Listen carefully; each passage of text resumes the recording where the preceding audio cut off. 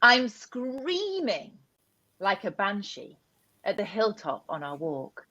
I brought my sons along, to bond and share and talk. One asked a simple question and stated what he'd like. My not good enough bruise impaled by this guiltless probing spike.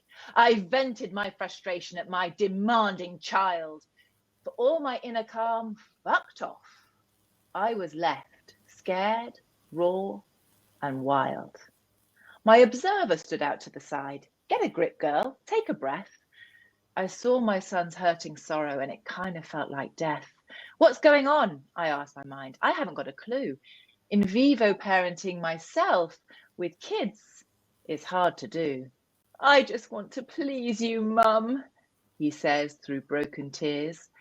You're failing him if that's his goal, my inner critic interferes. Sometimes I'm messy and imperfect as a mum, acting out my fearful child on my bewildered loving son.